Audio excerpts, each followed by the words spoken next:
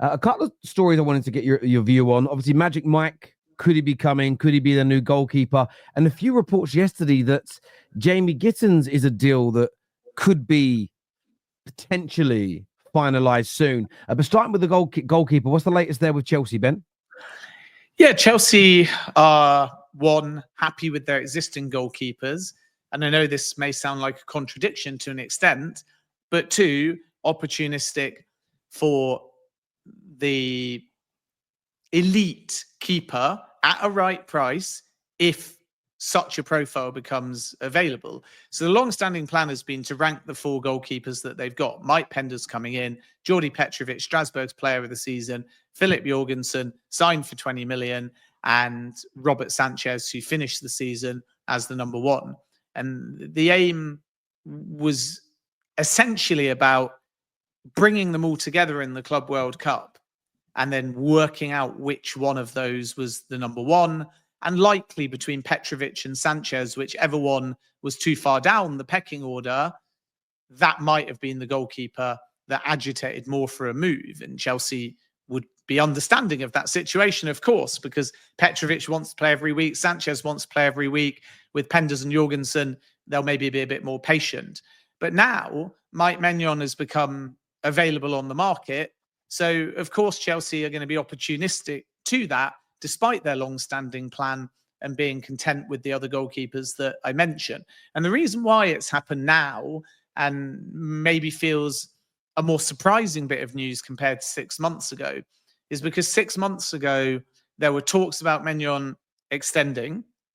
Milan were still somewhat in the hunt for European football, and it didn't look like there was a deal on the cards. But no contract extension has been signed. Milan have got no European football. They need to bring in money.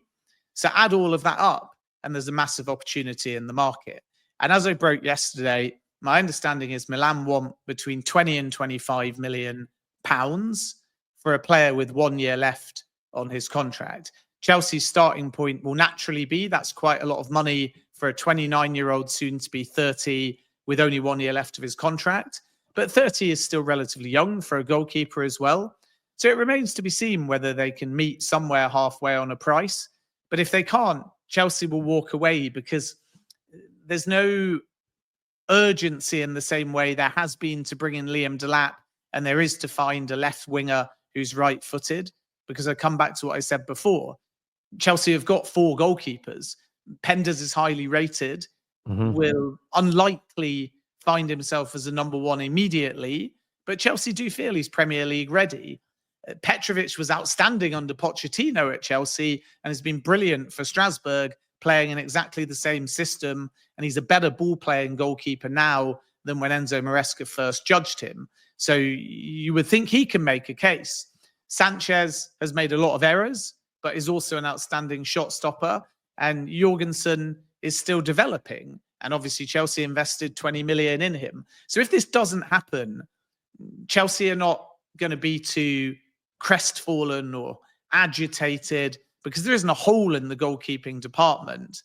But at the opposite extreme and at the right price, Mike Maignan is elite. And if they feel that they can upgrade and bring in an established number 1, and at 30, which is a good age, or 29, almost 30, and then all these young goalkeepers like Penders, Petrovic, or Jorgensen have got a bit of time to develop and a bit less pressure on them, then it might just suit everybody. So this is why Chelsea are suddenly in the mix. But if it doesn't happen because valuation doesn't align, they also have a lot of confidence in the goalkeepers that they've already got. Absolutely. And they like their goalkeepers. A lot of Chelsea fans want an upgrade there. We'd love to get your views, Chelsea supporters, in the comments section below. In terms of Jamie Gittens, there's a lot of talk last night that the deal's progressing well. Personal terms are close. I saw different reports. There's also some stating that Chelsea are not under any pressure to get it done before the World Club Cup starts. But is this the player that Chelsea are maybe putting as the priority for that kind of wide left forward? Yeah, right-footed left winger, Gittens, Garnacho, and in theory, Nico Williams, although there's actually exploratory talks with the Williams camp and Athletic Bilbao about a new deal too. There's nothing advanced there yet. And And naturally, it gives a bit of leverage, doesn't it, to Nico Williams if he's simultaneously open to suitors with a very attractive 58 million release clause, and at the same time discussing a way of maybe staying and amending that release clause with Athletic Bilbao at the same time.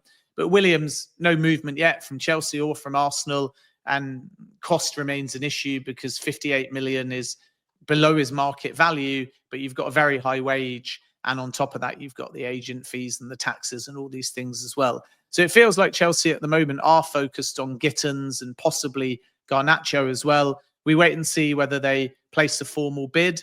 I don't think at this stage there's going to be anything thrown in there with Carney Chukwuemeka, even though Dortmund would like him to stay.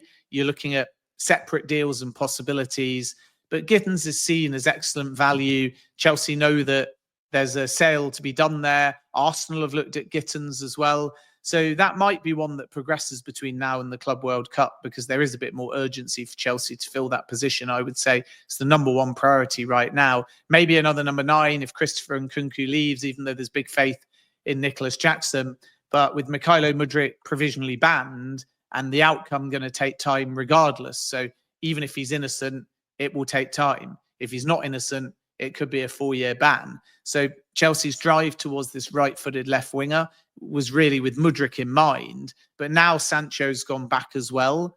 Another one through the door becomes more pressing. Even though, remember, in a year's time, Giovanni Quenda's going to be joining Chelsea, and they see him as a left winger and not a wing back. But they want one more. And heading into next season, Enzo Maresca is looking for 5, competing for 2 spots.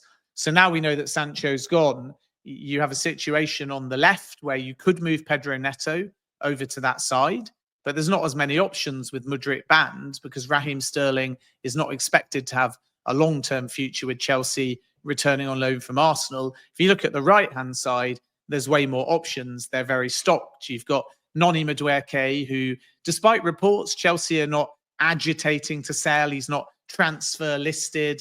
Like any player, if an incredible offer comes and there's competition on that side, you never know, they might entertain it. But Enzo Maresca really likes Noni Madueke. He's a Maresca winger because he can get out wide, he's fast, he's powerful, and there's offensive output. And if you can find the same kind of offensive output as in the first half of the season and stay fit, then Madueke could still have a big role for Chelsea. But on that right-hand side, you've got Madueke, you've got Pedro Neto, who wants to play on the right-hand side. You've got Tyreek George. And in addition to that, if Cole Palmer's starting and Esteval Willian is getting minutes, he might be used on the right-hand side as well, where he's been playing for Palmeiras, even though Esteval Willian likes to play through the centre. So add all of that up, and you've basically got 4 options on the right. And then if you move Neto to the left, he's effective there, but he prefers the other side.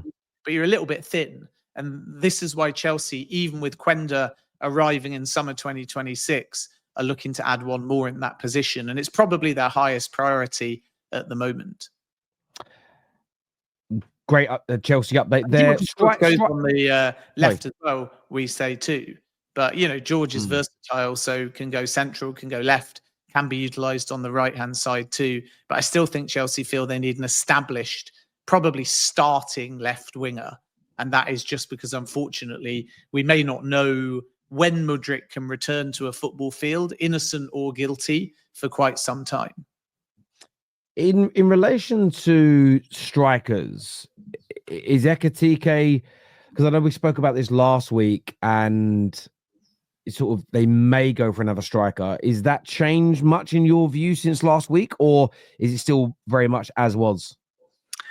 Same really as before. Frankfurt's position is simple. They want 100 million euros, and I don't see Chelsea paying that or anywhere close. I think there's a lot of games going on. Liverpool are interested, and I think Frankfurt have been quite clever in creating a bidding war that doesn't really exist at this point, because it's not as advanced between Ekitike and Frankfurt, to my understanding, with respect for other journalists, but it's not as advanced as has maybe been implied out of some of the German media. Maybe that changes because, again, we've got a mini deadline coming up of the 1st of June. But as of now, I'm not aware that Chelsea have placed an offer for Ekitike. I'm not aware that Chelsea have said they're going to match the 100 million or anywhere close. And I'm not aware they've even decided that Ekitike is the one they want to go for. There's several other forward targets, Victor Gyökeres, also still Benjamin Sesko, and Christopher Nkunku's situation will likely inform the kind of player that Chelsea go for if they add another attacker. And I know Chelsea fans will logically be thinking, if we got any of those names, does that not mean it's more with Nicholas Jackson in mind? And I can't tell you the answer to that at the moment, because a lot will be determined in pre-season. But what I do know is that if it's up to Enzo Maresca, he still values Jackson. So if you got Jackson and Delap, then you could say Nkunku departs and then you go for one of the names I've mentioned. But there might also be a possibility that if Nkunku goes, Chelsea become opportunistic for Morgan Rogers, and they see him as an option that can cover wide areas, can play centrally, can compete with Cole Palmer, can play behind the striker. And Villa are going to have to get rid of somebody without Champions League football because of their PSR positions. So Al Hilal, like Yuri Tielemans, and now they haven't got Bruno Fernandes, might be one to watch. But at the moment, they seem to be focusing on a slightly deeper kind of midfielder. Barella and Edison, I think, is the real one they think they can get over the line. You got Emi Martinez. You can bring in some money for him because he's well contracted. And Morgan Rogers is a player that Villa don't want to lose. But again, if Chelsea take their time in assessing what kind of other forward they may need, they also buy themselves the ability to see whether Morgan Rogers does genuinely become available, because right now the door is being totally shut on Morgan Rogers to all suitors. But let's see whether anything alters as we get perilously close to that PSR deadline. Victor Osimhen and Chelsea, I saw it in the chat. I'm not so sure. I think Chelsea have been off the trail for Osimhen for quite some time. And unless he changes his wage demands, that won't really result in Chelsea returning, even with Champions League football. So that's all on Osimhen. But if they did want to re-enter the race for Osimhen, they would have to be very quick now, because Al Hilal are pushing to try and get Victor Osimhen in time for the Club World Cup. So I've said many, many times, Saudi Arabia want Osimhen, and Al Hilal are trying to wrap up that deal in time for the Club World Cup. Let's wait and see whether Osimhen agrees, or he bides his time, or he drops his demands. Then we can start talking about Premier League clubs. But for now, no movement as far as Victor Osimhen and Chelsea or any Premier League club is concerned. Thank you for that Chelsea update, Ben. Appreciate it. Staying in London, moving on to Arsenal.